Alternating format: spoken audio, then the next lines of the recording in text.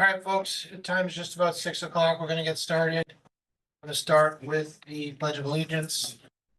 Flag. I pledge allegiance to the flag of the United States of America and to the republic for which it stands, one nation, under God, indivisible, with liberty and justice for all. All right, just so everyone is aware, this meeting is being recorded by Norton Media. Anyone else that is recording, please let us know. Start with the public comment period. If anybody wishes to address the meeting, please do so. Please state your name and address for the record.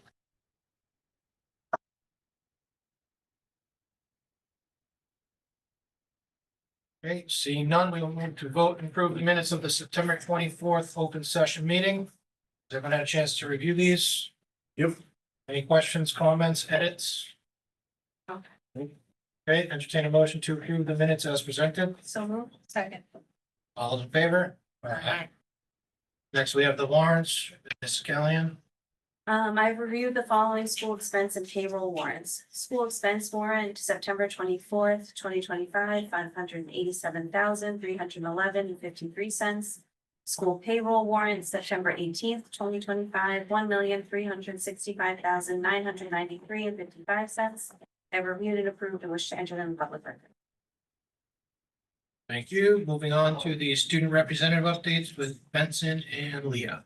Hello, everyone. So in addition to our general update, we asked the building principals to share a moment recently that reminded them of why they do what they do and wanted to share their responses.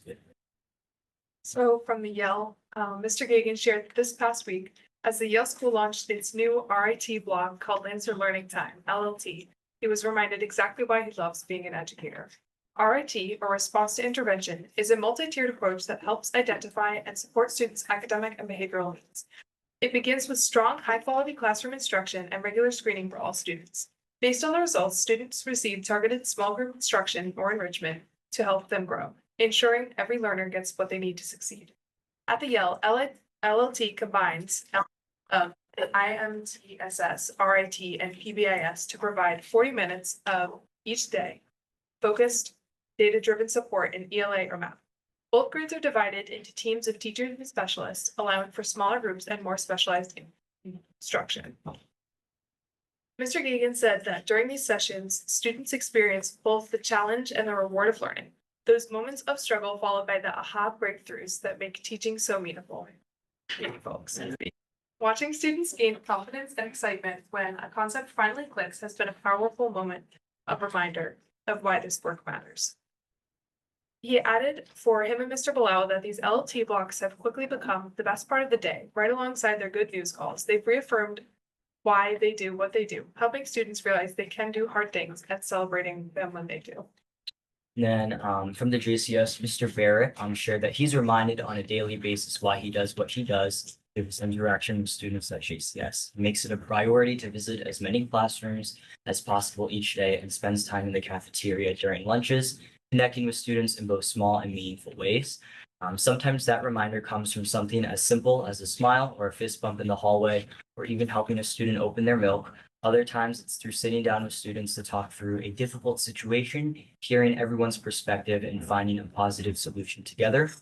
He said those moments, along with comments from staff or families about the ways the school is supporting their children, reinforce his purpose as a principal to ensure that every student feels safe and successful at school. While some days are more challenging than others, Mr. Barrett shared that he's reminded of that purpose in countless ways every single day. And from the LG, Mr. Higgins shared that one of the most rewarding parts of his role at LGN has been visiting classrooms to read to students. He makes an effort to do this several times throughout the year, or anytime a teacher invites him, because, as he puts it, back in the day, as a classroom teacher, one of his favorite things was introducing great children's literature to his students. Now, as a principal, he values the opportunity to impact the literacy of the entire school. In addition to reading out loud in classroom, he shares book recommendations during daily video announcements with the help of the PTC, ensures that every student receives both a birthday book and a break book for each school vacation. Just this week, a student's grandmother mentioned how much her grandson loves that Mr. Higgins has visited his class to read The Smart Cookie by Jory Jordan and Pete Oswald. Mr. Higgins said that these moments help him promote literacy while connecting with students on a personal level, a true win-win. Experiences like this remind him exactly why he chose to become an educator and why he continues to learn. To love what he does each day. That's all from us. Thank you. Any questions? I like the added question. Thank you. That was good. It's very creative. All right, next we have the opening of school remarks with Mr. Hayward and Mr. Holst. We really be here, so, I enjoy teaching the kids and I can barely stand the 6 years, 154 school days left. Until it comes to an end. But, thank you for having us tonight. We're interested in telling you about the start of the school year. We've had a great start to the school year in general.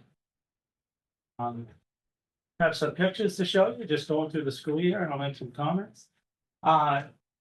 Fortunately, we had two great days at the beginning of the week in October. We were able to get outside on the picnic tables that our parent board bought us a couple of years back, through their fundraising efforts with the community that supports us. So we're glad to get out with that. Kids really enjoyed it. We welcomed 544 students on September 2nd. As I said, we had a good start to the school year. Kind of got started even before, which was great. We've had our second annual police academy here. It was really good to have kids back around the building even before we get open, getting used to their voices and all the scurrying around that was going on in the building. It was led by our SRO, Officer Robichaux, and a Norton High School SRO, Sergeant Dennett. Gave the students a unique opportunity to learn and grow and lead. They learned about, all the cadets learned about teamwork skills, tackle technical challenges, as you can see some of them over at the fire department.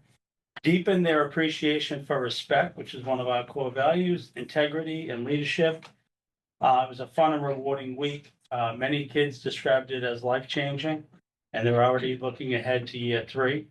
And we'll share details in spring of 2026. And it was full, it was packed. There were a lot more cadets the second time around.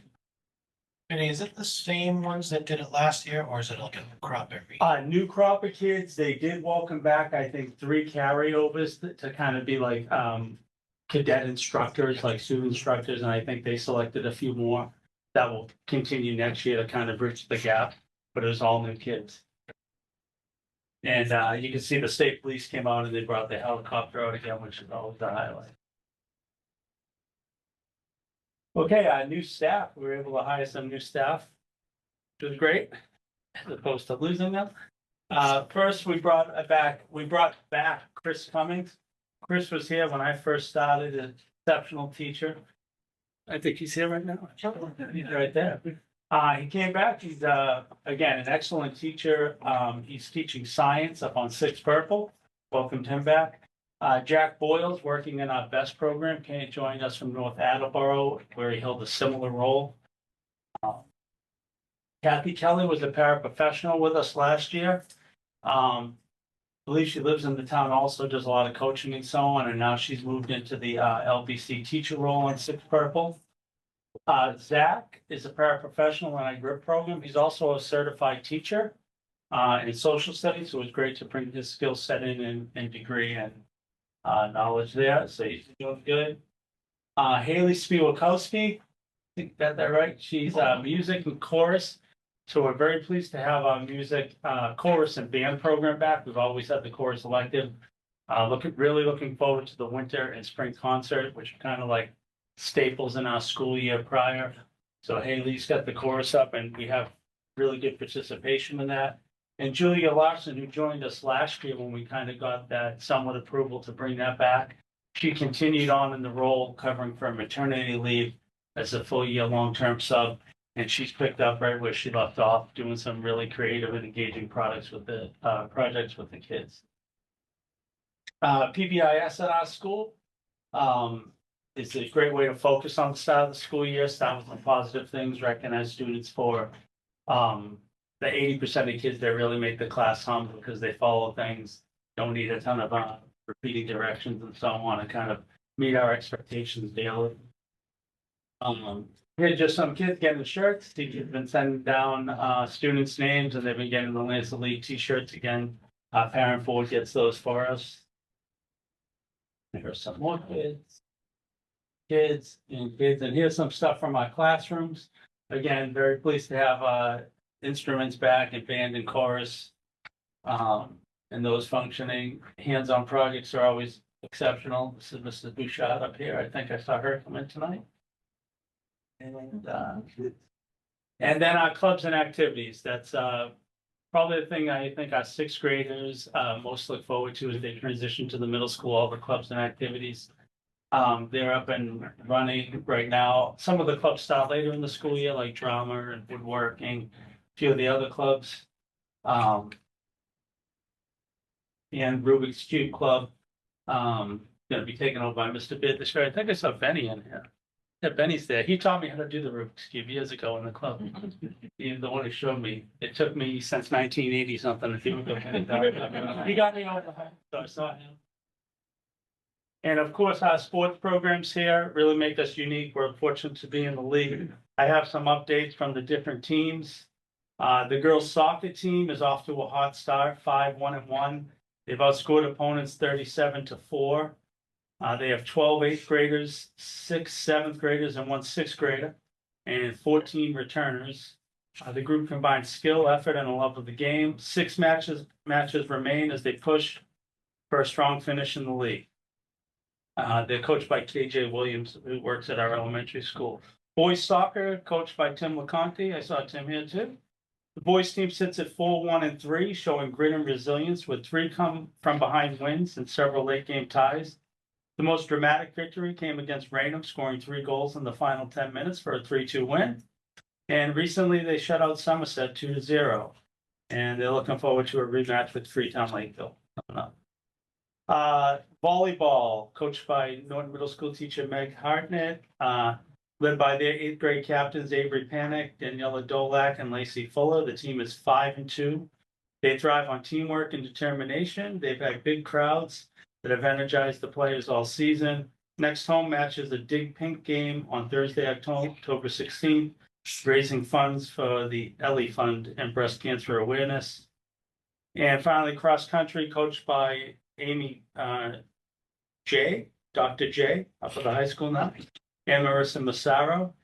This year's team has 37 runners who are excelling both on and off the course with nutrition, sportsmanship, and teamwork. Both teams are 2-0 in league meets, and several of the athletes are going to qualify for the 16th annual Massachusetts Middle School Invitational on November 1st out in Devens. And then our unified bocce team, we were supposed to have our first game today, it got canceled, the weather, so these are pictures from last year's team, but we're looking forward to getting that going. I think we have 5 matches scheduled, so we've kind of increased the number of matches that we're gonna have. We look forward to that team getting underway. Here's some more pictures.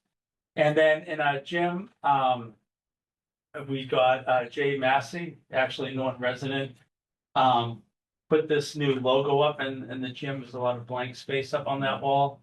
And again, donated by the parent board. And the logo itself is donated by the parent board. And Mr. Massey donated his time and expertise to hang that up there. So it looks really good if you get into the gym. Okay, now we're on to Thanksgiving. That's the start of the school report. If there's any questions or what have you? How often do you do the Lancer lead? Sure. Giveaways. Recently I've been doing it a couple days a week. I've been calling, this week I've been doing it every day. I've been calling kids down. On team, the PBIS is also run on team too. So they do a lot of giveaways and ticketing on the team. Oftentimes one of the prizes will be, they get a ticket to come get a shirt. But initially just to get it going and get some shirts out, they've been sending me names directly. Oh, they do it, I think, once a week on teams. They'll do pull tickets and so on. So I know that for last year, you had to readjust your setup for 6th grade because of the smaller class size and the downsizing of staff and stuff. Did that model still stay the same for 6th grade with the incoming 6th graders? Did you adjust or? Yes. Changes, yeah. Yes, the thing is, yes, but not for the sixth graders. So that followed kind of that, I'll call it a bubble class, but it's kind of inverse. It's that small group that are currently seventh graders. So we've actually extended the creative design course into the seventh grade. Okay. So seventh grade specials run on a 30-day cycle, Mhm. and our sixth and eighth run on a 36-day cycle. So it's still in balance, kind of, I guess, Are you still doing? taking advantage of having that smaller group, but we had some budget constraints. Yeah. You know, that's gonna cycle out, and then we're gonna have to figure out plan B, Yeah, but yeah. kind of taking advantage of that. So that continues with the sixth graders as they roll to seventh grade. Okay, and you're still doing the team sharing? Like, No, no, that's that we didn't because we Okay. were able to bring back a bit. great. You know, Awesome. that was some of the stuff we've been able to bring back, so. Again, we kind of lucked out with that small size to help soften some of the budget issues that have taken place. And then this year, we're fortunate, along with the chorus and band programs, to bring some of it back. Thank you. Yeah. The outstanding challenge we have is that we don't have any book lending going on in the library. Okay. But, you know, that's a 16th century problem, I guess, we're still battling with, so no book lending in public school. So that's our next challenge. Thank you. Anything else? Mm. Thanks, guys. Thank you. Thank you. And next, we have our student spotlight. AP students with distinction, Dr. O'Neill. Okay, I'm gonna go up to the, podium.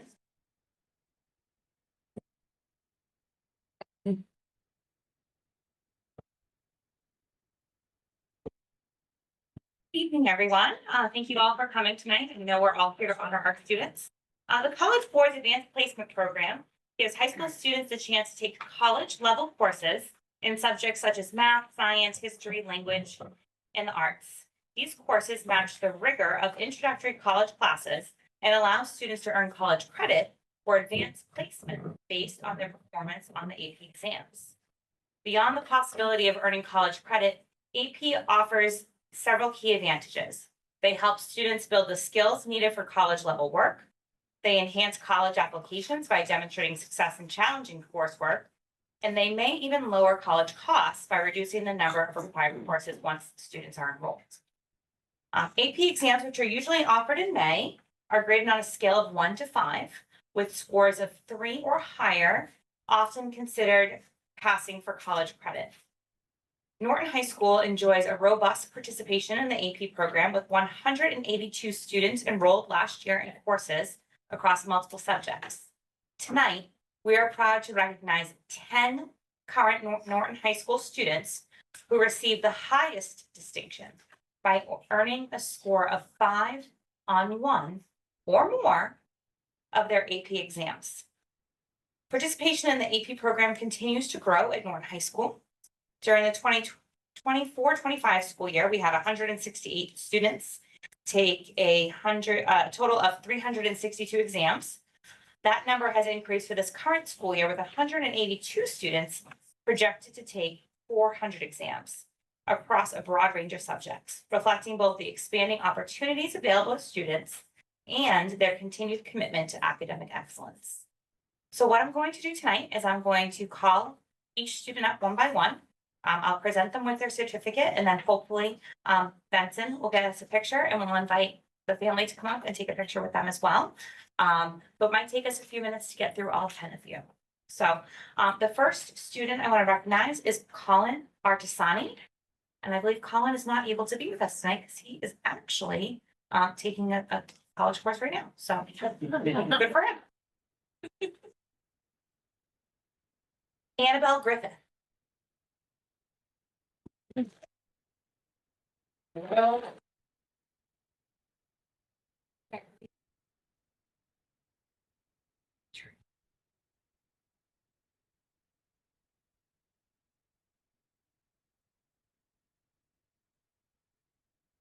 Come on up, Mom.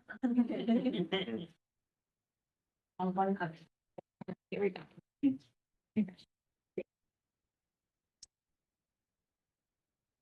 Yeah.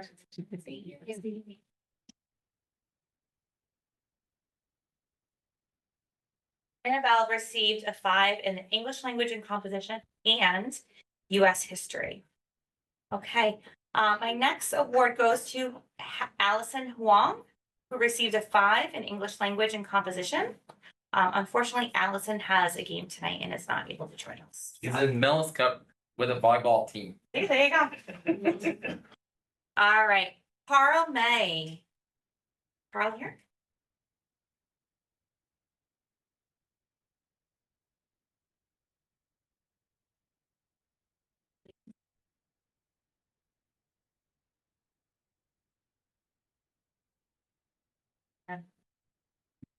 That wants to come up? Come on up.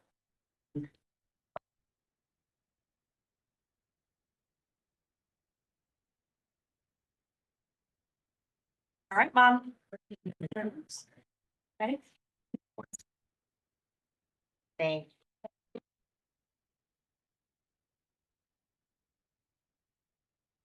Carl, congratulations on your 5 in US government and politics. That's amazing.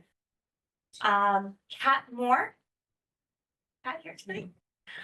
Kat earned a 5 in English language and composition, European history, and US history. So congratulations to her.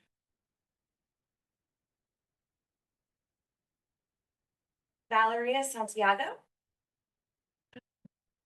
Okay. Valerie received a 5 in Spanish language and culture. Congratulations. All right, Melanie Sheedy. Come on up, Mel.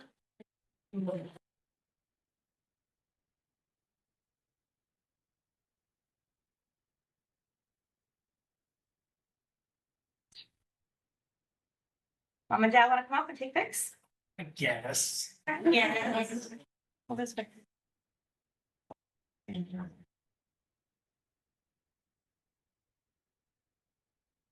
Lawrence. Thank you.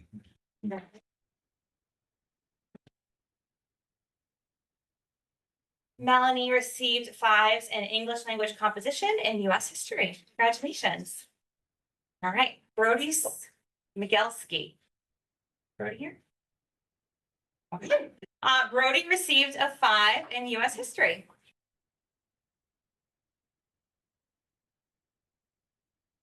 Tyler Winkus. I didn't put somewhere else. Tyler received a 5 in chemistry, English language composition, and US history. And finally, I have Ben Yazikevich. Come on up, Ben.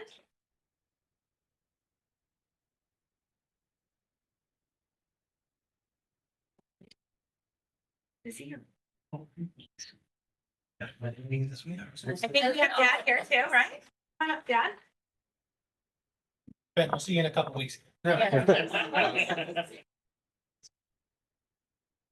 you. Let's see. Thank you. Congratulations.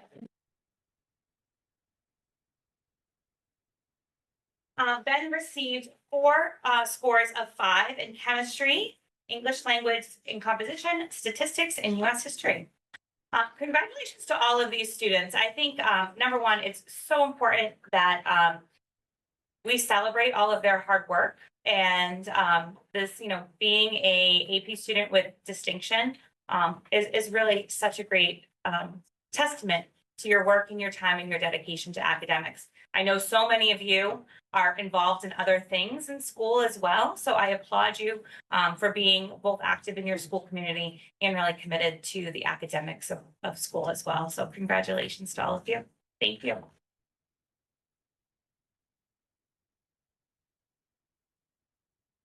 Okay, congratulations, everyone. It's remarkable the work that goes into some of these students and student athletes and, holding down jobs and doing remarkable things. So, we always like to share the spotlight with our distinct students. So congratulations to all of you. So we're gonna move on to our next item update, which is the transportation update with Mrs. Hatfield. For those of you just visiting, you can feel free to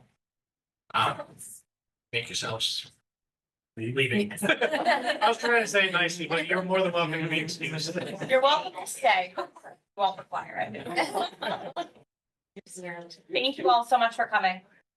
Thank you. Yeah. Congratulations. C'est Jocelyn and Chris.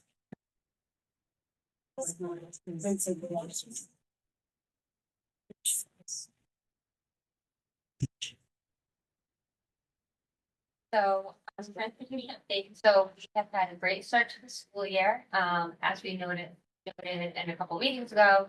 We had a few bumps in the beginning with, the water movement and heaving that was happening on Worcester Street, Park Court, but that was just a day. And then we also had paving, on North Washington Street, but that was just a little bump delays. After that, it was smooth sailing. We had a great start. We have a little bit less students that are registered this year. Last year we were around 1,400, this year we're around 1,300. But we have brought in the same or a little bit more money. We have brought in to date $140,000. Last year it was around 138,000 at this time. That looks to be because of our late fees. We've collected more in late fees here than we have in the last 2 years, which is about 4,700. We've also had a very streamlined registration process, which is thanks to Al Sanborn and Barry Williams. They've done a great job registering students and making it go much more smooth than any other year. All of our buses are running. Oh, sorry, that's not what. Only 2 buses so far are at capacity, which are on the Hay Middle Run. That is bus 4 and bus 7. We probably won't accept any more registrations for those 2 buses, which comes to just about 2 a seat. Couple have agreed to see on those buses, but the rest are friends with it. What is our timeline for registration? Like, when do we start notifying parents to sign?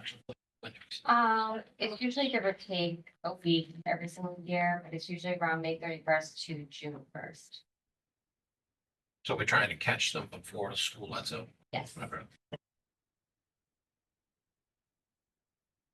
Question on that? What area of town is those boards in? It depends which school.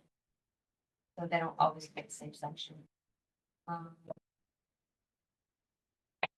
I really don't. Yeah, because, for example, bus is LG, so they're up near Bay Road. Well, for Hay and Middle. And then, I think she is not still over there for the middle either, so I'm not really sure. Anyway. Any other questions? So with these buses, they're still doing 3 loops, correct? Do 3. 3 tiers, 3 tiers. 10 of the buses. 10 on the bus do 3 tiers. And then do any do 2? The other 5, 10 do 3 and then 5 do 2. correct. And then the 5 that do the 2 tiers, which tier are they skipping? JCS. Cool, thank you. Anything else? Move on to the next is the enrollment update with Dr. New. Thank you. So as of October 1st,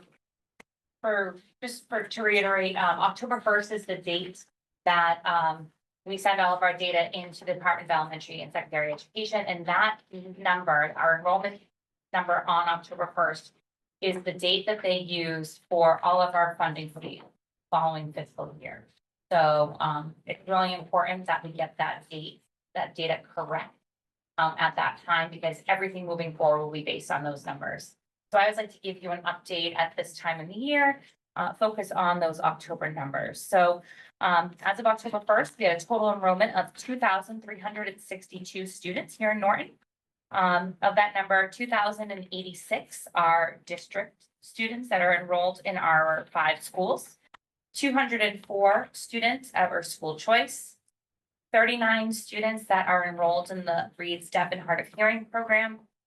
32 students that are in specialized out of district placements, and 1 student that is with us as part of a tuition agreement. are attending one of our specialized programs here in district, because their district didn't have something and we were able to offer a spot. This is down, about 72 students from when we left in June. Our number in June was 2,435. So the, in district enrollment itself, we are down by 37 students across pre-K to, grade 12 plus. And we are down 72 students when it comes to, school choice. I'm sorry, not 72, 35. Like wrong numbers here, 35 students in school choice. The main area where we saw that the decline was from grade 8 to grade 9. So we know that oftentimes this is the biggest place where we lose students because they have other opportunities for high school. They could go to Southeastern, they could go to Fian, they could go to Xaverian. There are other options. And same with the choice students as well. They have other options available to them. So, from grade 8 into grade 9, we lost 25 students from our district cohort and 11 school choices. Also, I just wanted to mention that school choice numbers here. We have, I believe, 3 new kindergarten choice students, and those are either siblings or staff that are joining us. And then we have an increase in school choice in grades 6 and 8, and those were either siblings or staff placements as well. Also, to give you an update on the additional seats we opened last spring, because I know that was something that we spent a lot of time having a conversation about. We opened 2 seats in grade 7. We received 1 application and the seat was declined. So we do not have any additional students in grade 7 for school choice. And then grades 9 and 10, we had 5 spots between those 2 grades.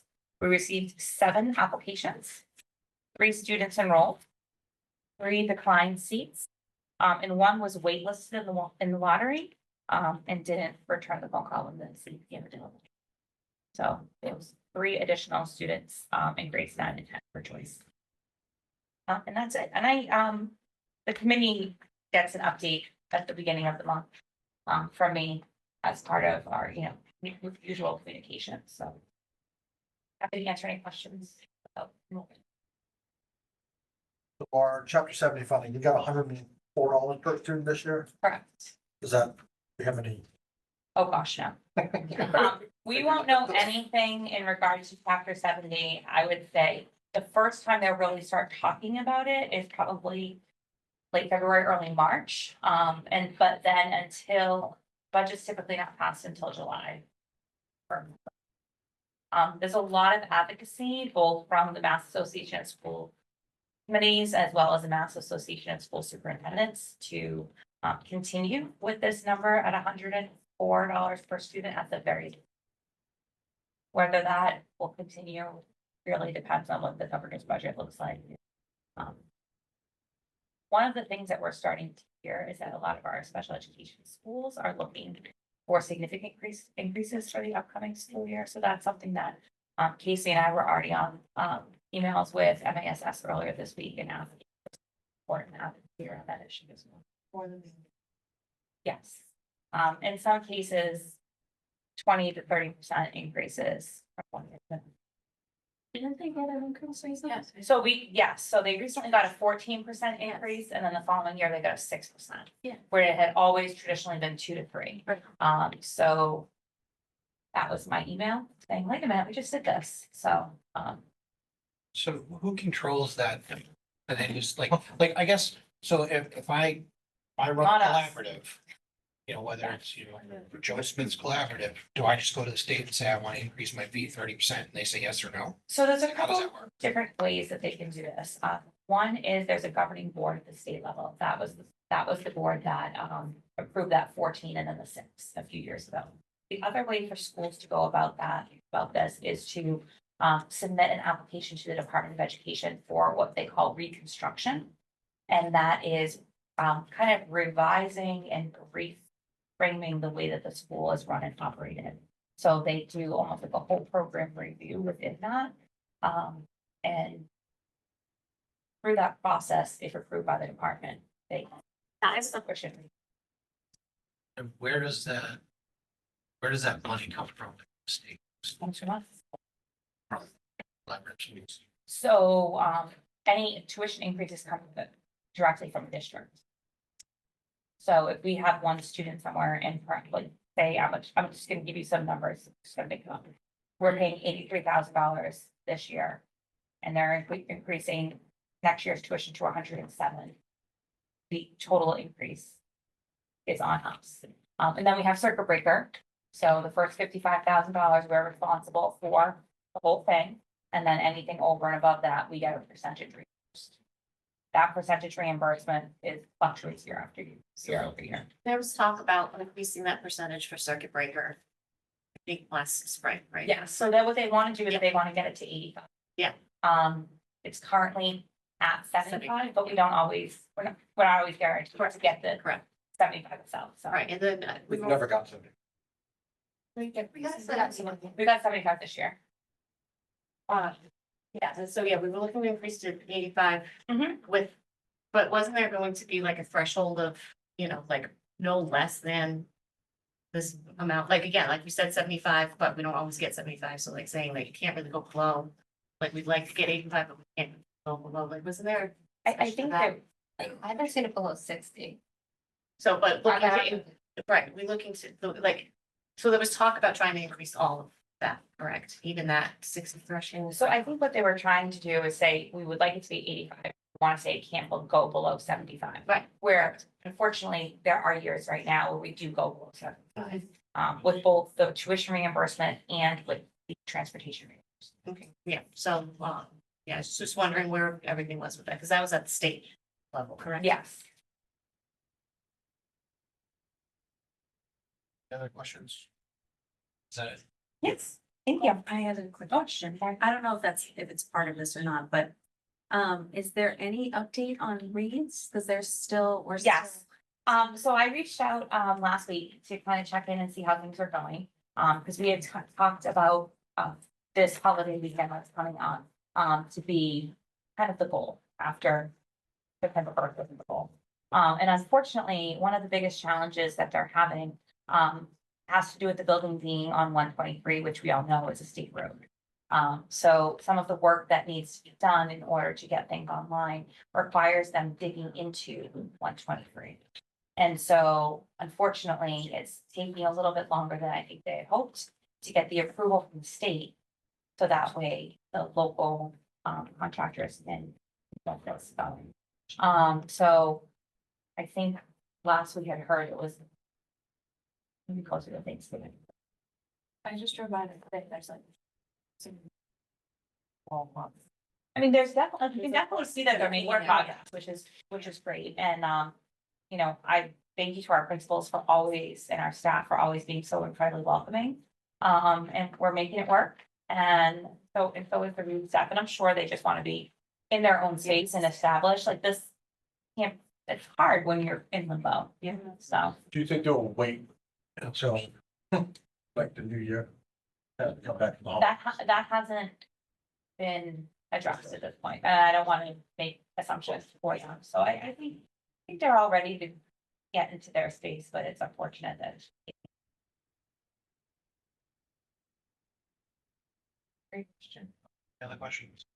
I was just curious on the out of district enrollment. Were these the additional 5? Yep. From June to October?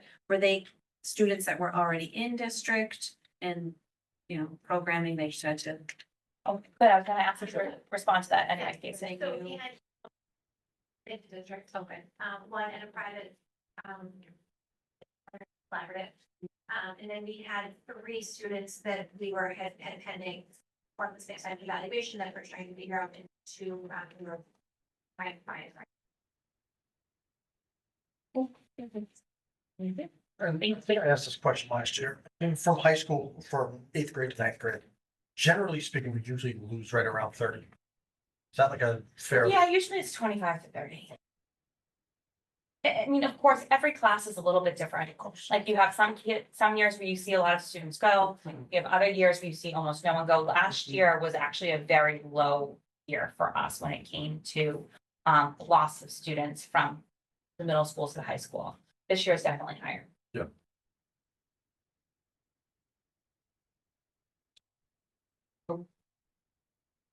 All right, next we have second reading and vote on IK.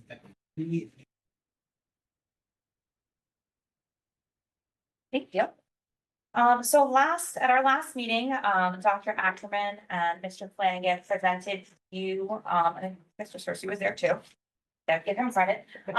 Presented you all with the, new policy around competency determination. As we know, last November, the state voted to remove the graduation requirement, for passing of the MCAS assessment. And so because of that, each district is now tasked with determining their own competency determination requirements. So what we have for you, we went through the, all of this last week. And we talked about the aligned courses, which are English 9 and 10, Algebra 1 geometry, introductory physics, bio or chem, and then US history 1. Successful completion of those courses, they have to earn the full credits and with a minimum passing grade. We also talked about the consideration for our English language learners and our student with disabilities, as well as the appeal process and what that would look like if there was concern about a student not necessarily meeting that requirement, which includes transcript review, portfolio assessment, et cetera, looking at relevant coursework. So that is the first policy there. And then the second policy is the graduation requirements. And what we did is we took out any language around the competency requirement itself. So now that we have our own policy that speaks specifically to competency requirement, this is simply for graduation. A student must earn at least 95 credits and participate in all state required assessments. And then we talked about the specific course requirements are printed in the Norton High School handbook. So that way, if we make changes in what those courses themselves are, we don't have to come back and do a 2 policy read. We can simply update that aspect of the handbook with a vote from the school. So I know Mr. Flanagan is here tonight, so with Mr. Cersey and Dr. Ackerman, so I'm happy to answer any questions that might still be out there.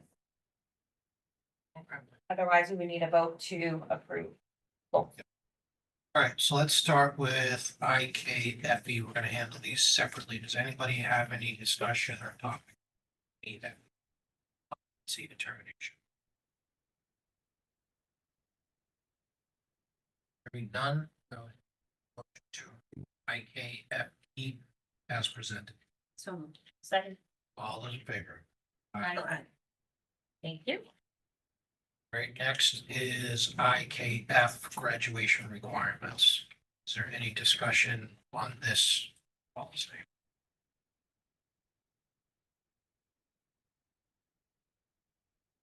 Motion to approve is presented. So moved. Second. Second. Oh, that's, sorry, Aye. I mean, my bad. I got this down. Sorry, one time, one of my game. For April, and then everything. Right, yes. All right, our next item is discussion and vote on Norton Middle School CTE pathway exploration. Dr. Ag. Street.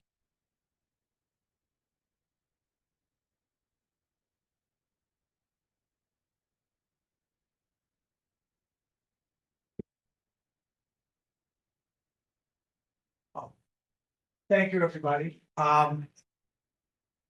There is the actual policy that's in your packet. I did, Mr. Hayward put together just a few slides, so it might be easier to follow. And I thought I would just take a minute and give everybody some background. So in August of this past year, with not much, if any, notice, there was a webinar that we attended. And we were told that we had to create a middle school CTE pathway exploration policy. And so there's been, a fair number of webinars, a fair number of back and forth at building level, district level to try and kind of reconcile some of the vagaries of this. But the intent of the policy is really to just provide timely, clear information about CTE programs for grade 8 students. And what you're gonna hear tonight a little bit about, 98% of the things we probably already do and have been doing for an extended period of time. So this is just a way for us to formally capture it in a policy. To give a little bit of background, because we are not an exclusive CTE high school, we do not have to place this in the school committee compendium of policies. This policy can live in the Norton Middle School or any Norton Public School program of studies, because we're neither a CTE exclusive district and we do not have an exclusive CTE school. So because there was no previous requirement, we can capture this here this evening. We also are required if any of our students can attend a CTE school. We just have to make sure that we have language updating what we do, how we do it, and then sign an attestation on a yearly basis with DESI. And so things that we've already done that capture what is required in the policy. We have CTE and pathway policies, so there's regular discussion, regular exposure to both CTE at the high school and also our innovation pathways. We've historically coordinated visits between the middle school and the high school for these students. And then we do have the option for students that would find an offering at either Southeastern Regional or Bristol Aggie, just capturing that we have a process for that. Really, we have already within our program of studies, this pathway is already embedded and codified, and that's through guidance programming and regular communication.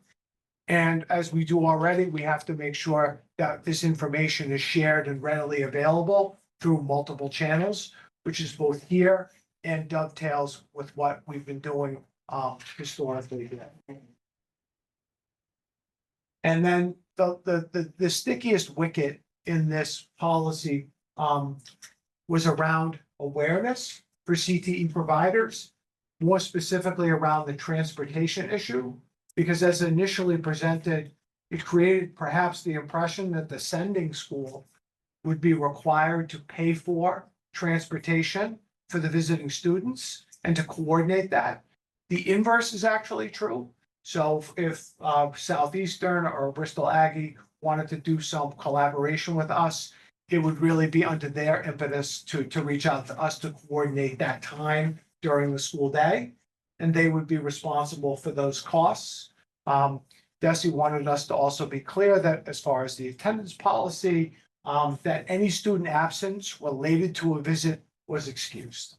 So is this for like an open house or something like that? Like what, or is this like they're taking a class as a middle schooler at like Bristol Aggie? What is that actually? Or is like, so it's an excused absence, does that mean they're just traveling to like see it for the day? Yes. Oh. Yes.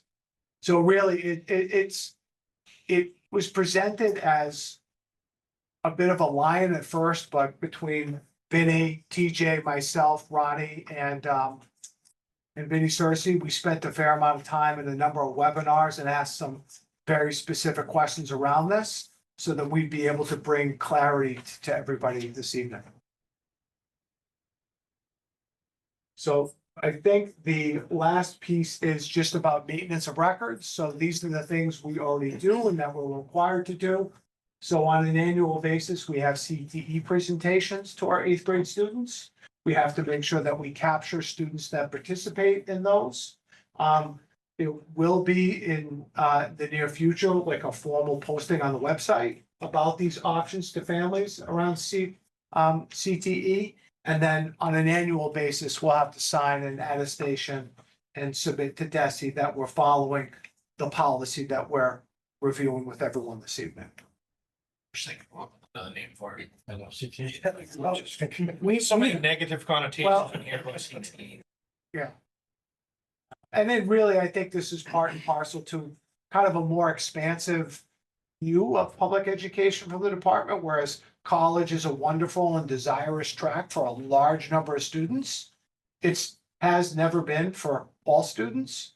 So there's intentionality around the department making sure that other offerings are available to all students. Any questions?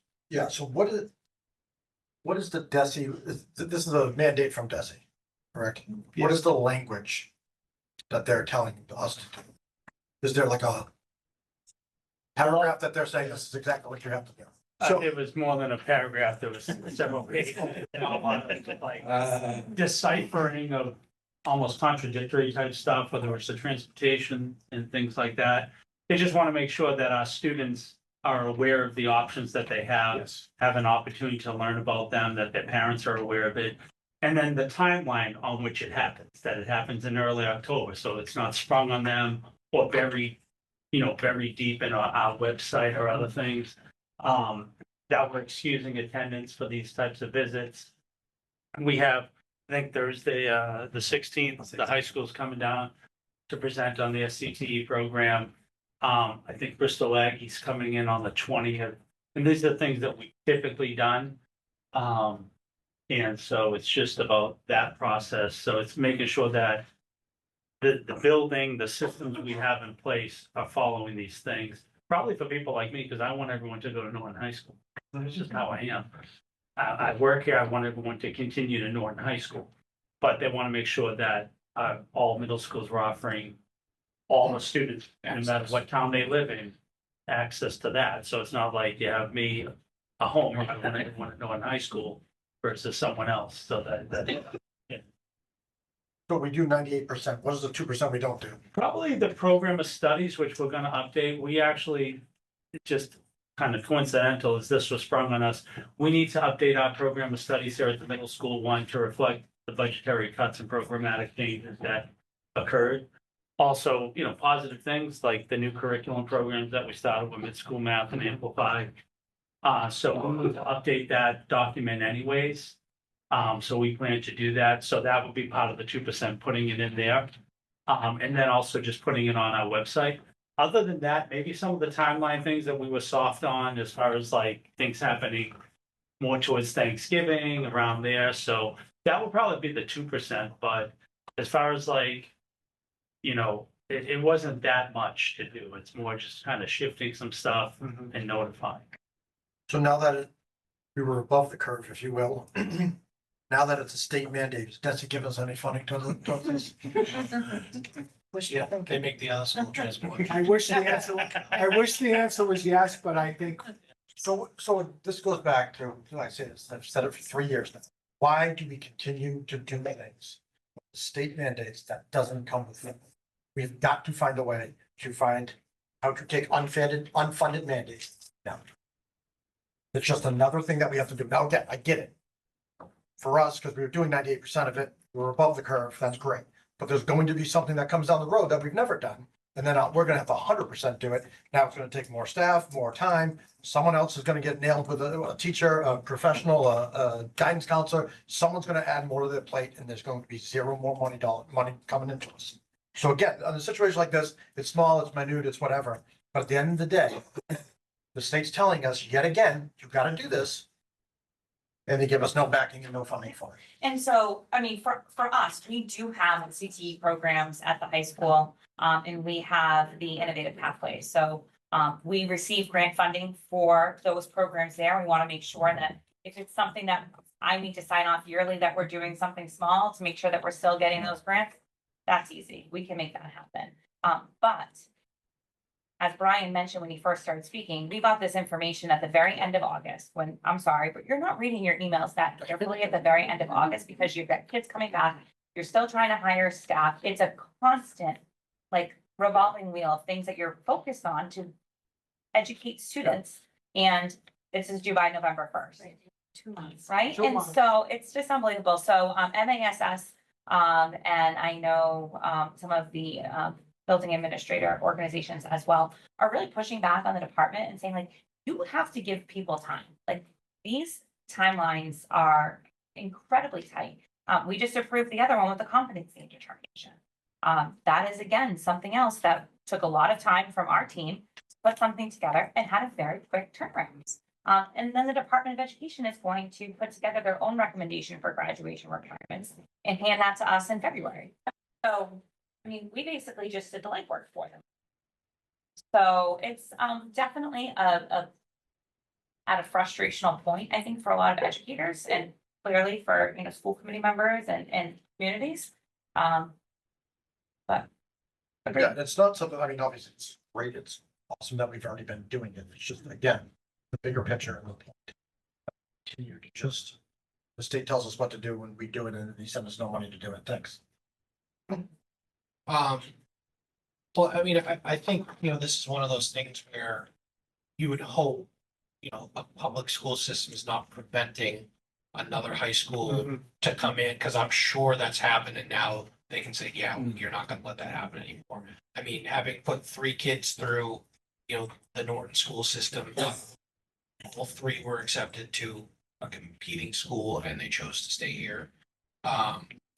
So I guess, you know, my other question is, we invite these schools in, not necessarily with open arms, but we invite them in. Are students like, do all 8th graders go down, or do they Yeah. say, yeah, I wanna go check Yeah, this on out? those presentations, it's the entire 8th grade goes down and views the presentation. It's not just sign up for it. So we expose all of the 8th grade to it as a class. If they then want to follow up, do an application, start that process, go for a visit, they do that on their own. And again, this stuff is kind of saying, we won't step in their way with attendance stuff. Now, most kids don't really have attendance issues where it would matter. They're allowed so many days, but it would be like a kid has a game that day. I excuse it, they can go do their visit and play in their sports activity. Or if we had a school dance that night, so it's a full excusal. If they go to those things, it's almost like a day in school for them, wherever they go. So my other question, and I know there was chatter about something changing with acceptance into, you know, agricultural schools and things like that. And I know I have a friend of mine who they didn't go to their county's school. So I guess, do we have to extend this courtesy to say like Norfolk Agricultural School, because they may have a different program set than Bristol? Like, do we have to invite them in, or is this not part of that as well? I don't know, the ones that we're part of, that we're regionally part of, like Yes. we communicate with and that's been long standing. I mean, we just have communication with them. Our counselors typically get invited in the fall to go over there, so I'll send our 8th grade counselor. Somewhere in the policy, it says our 8th grade counselor, because we roll them, will be the point person on that. And they'll go out there and kind of get a preview of any updates or changes at the school itself or the programs or the process. There's been big changes to the process. It's moving to like a lottery style system. And there's kind of weights and balances on these. You can get extra, I guess, tickets in the lottery for certain things. So there's a big change to that, which we're still trying to figure out. And when anything operationalizes, that's when you really understand it. So it hasn't happened yet, so it's hard to know, but it is moving more to a lottery. Before it was really based on, you know, a lot of transcripts, interviews that they would send representatives out and they would conduct interviews. There'd be 1 or 2 days where kids would just had passes and they being interviewed by someone from their district. And then we do a lot of recommendation letters. We believe some of that's gonna probably tone down. And do we share the dates that they're coming out with our parents? Because I mean, I haven't seen them, so it's been a while since I've been through this, but I think with one of my 3 kids, I had no idea they were going through the process. But I didn't know they were coming on site or that they had applied or anything like that. So I guess with part of this, are we also now saying we need to include the families? And if nothing else, Yeah. just like hey, Southeast is gonna be here, your kid's going to Yeah, a thing. I just- know, you know, I typically probably put in the newsletter, but maybe not a standalone. I know as far as going to high school, which is a CTE program, Yeah. so for us as a middle school, I'm looking at Southeastern, Bristol, and Norton High School. We plan to send out as a standalone the slides presentation. And so on, so families can actually see that. I don't know see what the presentations will be from them, but I'll probably send out the actual slides, and because of this, I'll probably do it in a standalone just to verify that it was sent, and again, not buried. But again, probably for guys like me, I want everyone to go to Norton High School. Norton High I want kids to stay in Norton. Okay. Anything else? I just noticed in the policy, was this on purposeful? You had two dates, so one is November 15th and one is October 15th. Was that, It is because the communication via like the website or, a prominent space. The deadline is October 15th. And then I think another one with we weren't sure about the wording of it. It says that we have to offer something to the sending schools by October 15th. Yeah. We're not sure if that means we have to schedule the date or actually have the presentation. So is it an offer by the 15th to you guys can come in on this date, or is it you have to have presented by October 15th? That's kind of an early window to get through. So that was some of the stuff that we weren't sure about. That it's like, well, I can offer you something by the 15th. Do you have to present by the 15th? Because that's kind of tight at the start of the school year. yeah, Considering we were made aware of this probably the August 21st. So, sorry, now I have a question based on this last question. So is the expectation that we are doing this fall? Because it's October 8th. So Yeah, I'm just wondering. well, I mean, we kind of, guidance department here at the middle school kind of following the regular timeline, communicated with Bristol Aggie. They wanted to come on Great. the 20th, they're coming on the 20th. With Vinny in the high school and TJ, they're gonna come out on the 16th, which is the day after the 15th. But again, as we looked at that, we're like, Yeah. is it just scheduled? Yeah, I was like, I feel like it should all be November 15th, but. I interpreted it as having a date on the calendar by the 15th. Yeah. That was mine, and I even asking, because I feel like we asked that question on the webinar, and I don't believe that any of the providers do Yeah. the distinction. Shock sounds like. Well, shocking. Well, you were saying, Nick, if they don't fund it, I guess, what's the penalty? Well, what's the ticket? How much is the ticket?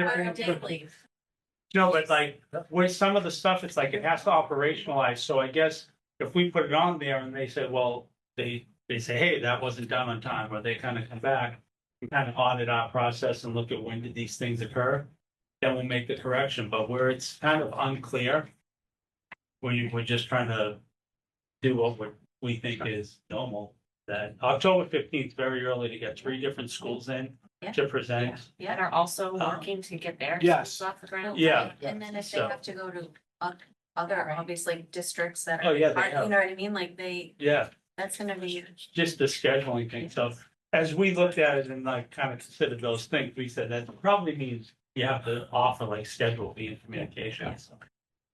So I guess kind of touching on Justine's question about the dates, that do we also have to be aware that, like, say, early acceptance for Southeastern or Bristol Aggie, like, does that have any bearing on this? Like if they want, say, the top 10 students and they want them to, kind of commit by, say, December 1st, does that have any effect? on timelines? They usually don't do the acceptances to file later, they get, a lot of middle schools do trimesters like we do, they want to look at, kind of grades from the 8th grade, not just 7th grade.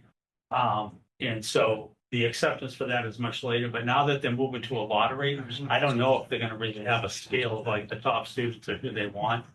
I think it's wise that Norton High School is, from my position, it's great that they're coming to the school early, because a lot of the open houses, not just the Vo-Tech schools, but your, parochial schools and things like that, they have private schools. Yeah. They're happening in November, so it's good that we're getting in that competitive window there, so we can, show everyone what Norton High School has to offer. So What are we officially voting on? We're voting to add this to the middle school handbook, essentially? Program of studies. Program studies, Sorry. Anything else? Stop. Right, so we'll entertain a motion to approve the middle school CTE pathway exploration. So moved. Section. All those in favor? Aye. Reluctantly.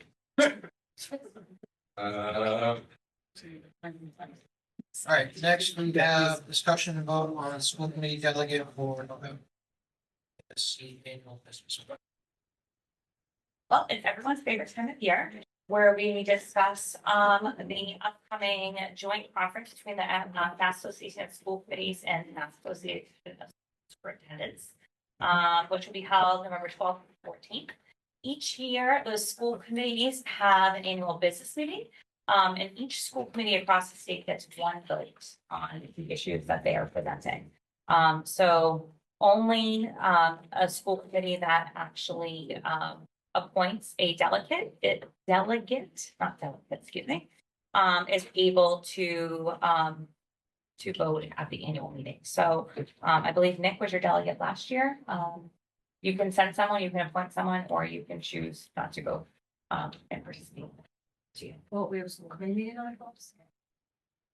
The meeting, I believe, is on the Friday, the 14th at 3:15 p.m. Sorry. Let's try. That was good though. So we're only, so let me just understand. So we're only essentially voting to have somebody join just for the delegate meeting on Friday, not necessarily to attend the conference. That's okay. Yeah. However, you are all able to attend the conference if you'd like. Yeah. I went last year. Did I tell you to say that? Actually, not the delegate. Is there anyone that would like to be the delegate? I mean, to like to do it, no, but if, I think we should put someone in the event that something comes up and we need to vote. We should have someone from both there. I So- will do it, but no one else will do it. Is this the scenario where they send out all the resolutions? Indeed it is. Didn't it come in the end? I don't know. Never read them because they never action them, quite frankly. They always have good ideas, but just no action goes along. Which is standard law. The meetings are the most disorganized thing I've ever seen in my entire life. So Nick, you would be reluctantly interested to be the delegate. All right, so entertain a motion to appoint Nick Schleicher as a delegate for the MASC annual business meeting. So moved. Second. All those in favor? Aye. Something is. Was there anybody interested in being an alternate? You could go to the conference. I mean, do we need an alternate? There are some school committees that people fight over this, that they want to go back. Outrage. Put it out there. Very excited, but No, I didn't know if we needed one. If we needed one, I would do it, but we don't need. You don't need one. All right, then we will not have a alternate delegate, so we'll move on to the next item is building project update for our lovely middle school roof. So earlier this week, we had, some conversations with MSBA and with our, OPM and the designer, architect for the schematic design, and we have decided to pull the roof off, repair off the warrant for this fall town meeting, which is taking place in just a few days.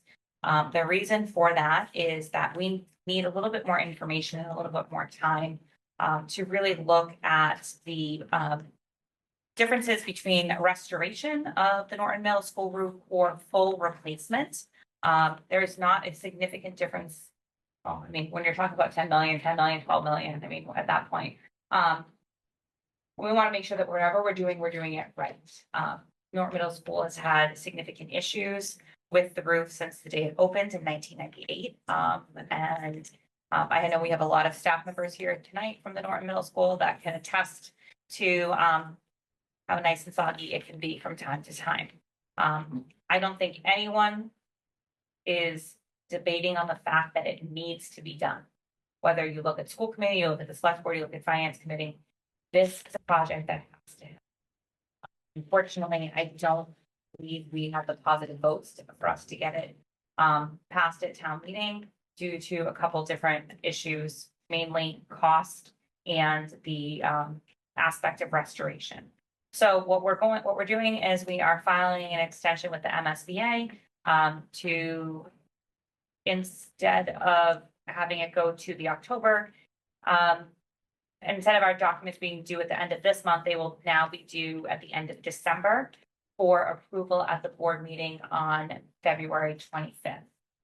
Once it's approved on February 25th, we have 90 days to get it approved at town meeting. So it's tight because typically, spring town meeting is at the end of or middle of May. They are willing to work with us if it's like 92 days, 95 days, something like that. So, I just wanted to give you all an update. Christine and Wade and I met with our, OPM and architect yesterday. So we're continuing to work really closely with them, spending a lot of time talking about exactly what this is going to look like. I just want to give you all that update. Am I correct that for an article to be pulled, that has to be voted on? Oh, I think it has. I believe it needs to be voted on. Okay. So we can't vote on we it. can't vote on it because it's not on the agenda. Yeah, We can do it before town meeting on the 20th. yeah. Right, I Kevin? believe it needs to be. voted All right, on. thank you, Laura. I Yeah. apologize. No, While we're all here and talking about this, can we? So filing the extension by the end of by the end of December? So we have to file for the extension this week. Okay, And which would mean the documents would be due by December 18th. So we would need to continue to have conversations and meet. We would need to have them come back out to us, present what a full replacement would look like, just like they can even present the restoration. And we would need to say, like, we're gonna go in this direction, or we're going to go in this direction, because you can't submit both the restoration and the replacement to the MSBA. We need to make a decision. So we've got roughly 2.5 months, 2 months to do that. meeting be a joint meeting. No, so it would be for you as the committee to decide which direction you want to go in. What we'll do is we'll, ask to be put on a finance committee agenda. Once we have more information on what this is going to look like. We're going to be reaching out to the permanent building committee and getting in front of them once we have a little bit more information. As well, and if the select board, it's always good to have them, behind something, so we'll ask to be placed on that agenda as well. So I would say, it probably wouldn't happen till mid-November for us to go in front of the select board and the finance committee. We need to get in front of the permanent building committee earlier than that. so when we file the extension by 12/18, it will be decided on by MSBA on 2/25. Correct, And So we then need to we get- have to in 90 days. Yes. 25, yes, within 90 days, prove that we have funding. correct. So you need to have an affirmative vote at town meeting within 90 days. Okay, so here's my thing. Mhm. Because I think we're going to go right down, this is my personal opinion. We're going to go right down the same path we just went down. If we don't come up with a better plan. Mhm. What I mean by that is. What we just did, we just voted as a school committee, to put this forward. FinCom and select board basically crushed it and said they're not gonna support it and no, not probably those words, but basically in this current state saying they're not gonna support this. Which would have meant we would have had to go in fall town meeting and try to convince the voters that this is what we need to do and this is the best plan going forward. On our own little island with no FinCom and no select board support.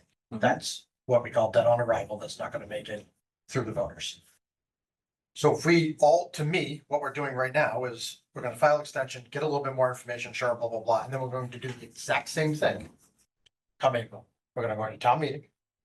granted, maybe we'll bring in select board and FinCom and. I think you have permanent to. building. I also think you need to present a little bit more publicly in terms of, this is what's going on with the middle school group. This is why But- these things need to happen. But my concern, this is my concern, why I voted no a few weeks ago. This is not going to pass at town meeting. And this is why I think it's not going to pass at town meeting.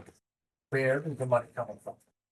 So I see a lot of teachers out here right now. Mhm. If you told me I'm a teacher and I gotta sit in the town meeting and vote on a roof, but it could cost me 20, 30, 40 members, again. Because the town doesn't have the money. They don't have $4 million sitting around to try to go ahead and do this roof. To me, by doing it at a town meeting means you have to borrow the money. You're borrowing the money from your own selves. So we're either gonna cut other departments or we're gonna cut our own operating budget. That is a bad thing to do. We've just done that a few times with other projects that we've done. So my suggestion here would be to, yes, get the extension. We need more time. We need to bring in permanent building committee, FinCom, select board sooner than later. Get everybody on the same page is the right thing to do, put this board as a debt exclusion. Then you're not pulling from the operating budget. You're pulling from the tax base. It might be a hard sell. However, those people, I've not heard one person disagree that we need a roof over here. So I think if you put this vote towards the taxpayers, they're going to sit there and say, Jesus, middle school roofs leaking. This isn't something that it's, we want to add 25 computers and do this, that, and the other thing. It's, well, the roofs. We need to have this to keep the building open, to keep our teachers and our kids safe. I mean, am I So- wrong? I'm sorry, I didn't. No, I just, I feel like that was kind of what was advised by finance committee when we went to that meeting last week, and I was under the impression or felt as if that was kind of the idea or the direction that we were going to be investigating and looking into as part of the reason why we were extending. So not just the difference of restoration versus replacement, but also discussing more of that pathway, and I think that's part of the bigger picture of what we were gonna be looking at over the next couple months. So- But I could be wrong I on that, think but. by doing it in its current state, I think we kind of reversed order. Yes. You know, like we talked about this project and, we didn't have, the necessary information on where the payment was coming from, which is now, again, file an extension, talk to the finance committee and select board who control the budget and then control the debt exclusion and all those terms. And we don't control any of that. We just, essentially, we're saying we need a new roof, but And we need a better idea of what those numbers look like before we go and we say, hey, it's going to be X amount of dollars. But ultimately, it's the school, as the school committee and the administrative team, it's not our decision where that money is going to come from. So we do need to sit with I wanna them make and to sure meet the with money- them and to say like, hey, what is gonna That's happen gonna here? happen those Because we discussions. also need the vote. You need a vote at town meeting and you need a ballot. We need both. Well, then why Why do you weigh up? You you need, voting at town meeting? you don't need the ballot for the debt exclusion. For a debt. For a debt exclusion, yeah. Yeah. Right, that's my, That's what that. right, that's what I'm saying. So for a debt exclusion, we need the vote. Yeah. We need both. The other thing is too, is we can also do is, like, obviously by pushing this back now, we're not looking for a roof until September, summer of 27. So that's another concern naturally, because now we're gonna have to dump in more money to Correct. get whatever we have right now leaking somewhat under control for a Band-Aid on a bullet hole, like you keep saying. Yeah. Which is completely true. How much is that gonna cost us? So I don't know if pushing it back to town meeting in April is really the solution. I think we really need to get our hands around this and get a meeting sooner than later. Get the town manager involved, the permanent building committee involved, and really look at what is our next step, because we could always call a special town meeting in January as well. Correct. And then you could get a vote right there, boom, get it on the ballot for April if you wanted to, you could push it back, there's a lot of options there that you could actually might be able to not wait till April to get a vote. You might be able to do it in January, and then you never know. You might get a contractor who's like, hey, I can do this over the summer for 3 months or 2 And months. all of those options are open to us. We just need to have the money allocated within those 90 days. So however we want to do this as a town, all of those are on the table. We just need, But do you know what, totally Yeah. understand, but I think, we're saying the same. yes, correct. Okay. totally We need buy-in. But we need, correct, Correct. we need the buy-in. Even though we need to approve, we all need to be on the same page. And we need a direct message that's going to the taxpayers that has support from FinCom, select board, school committee. This is the way to do it. This is what we think is the best option. And I can almost guarantee you that would probably be approved. If we do it in pieces and parts, school committee's here, FinCom's here, permanent building committee's not involved, select board's not supporting. It's going to be a very hard sell for us and Jen sitting on town meeting floor. So I just feel like if we can do this sooner than later, get a meeting, might still have a shot to get this done summer of 26. Is it a long stretch? Sure, but I do think it would be somewhat possible if we get moving. If we wait and we're just gonna wait on the deadlines and get it in by February and blah, blah, blah, who knows? Well, I think February is the think MSBA about it. timeline. I don't think we have a February choice. isn't, February isn't March. I understand. Yeah, so By 12/18. So we have to submit all of our documentation to them by 12/18, and then they have 2 months to review everything, and then their actual meeting would be February 25th. And essentially, we would still have time after their meeting. With your option, if we have to, put it on the April ballot or something like that. So the timelines we're talking about for December and February are not ours. That's just to get everything for them. So we would still essentially have 6 months to get everything squared away. Have you talked to permanent building committee yet? When's their meeting? I emailed the chair and let him know what the plan was. So it's, the next permanent building meeting is October 29th, which is actually also listed as a school. Mhm. So. Same time. You're excused. Great. Hard to be in two places at once, to be honest. It's very difficult, but I guess. What time does that meeting? It's 5 o'clock. 5 o'clock, yeah. Well, we can look at the agenda and see what's on it for that meeting, and perhaps we divide and conquer. Or we Or we can add, push. try to bump to the town meeting one and then bump to the next one too. Yeah. Well, I mean, again, this, to me, We this meet at is, 7 that night instead of 6. this is a top priority at this point. Beg to be at the town. Yeah. You just have a meeting. Sure. Yeah. you don't have to direct them. Right. All right, let me look at the agenda, we'll go for it. Because where's the 29th? It's supposed to be. I think we are supposed to be. Yeah. I'll check. LJ. No, that's not, yes. Or not just yet. Yeah. Anything else on the roof? Yeah. And then JCS, Yeah. and then the December one is actually back here. Back here. Because, you switch the dates around and. They're not the available. Meeting room is not available. So could we bump Yeah, and then do so the December 10th would be JCS? That Yeah. way, yeah, you know what I mean? yeah, so instead of coming back to the middle school, yes, we'll see if the room is available, on the 29th PM. Because I don't know where the permanent building committee meets. I have to go back. Yeah, I might be here. I have to go back and look at. All right, we'll connect and figure that out. I just knew the date and the time because I was like, oh, That's more, all right. Anything else on the rooftop? Any other business not anticipated?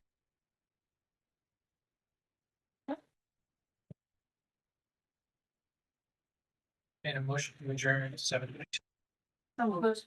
Second. Come on. Got one. Have a good night. Thank you.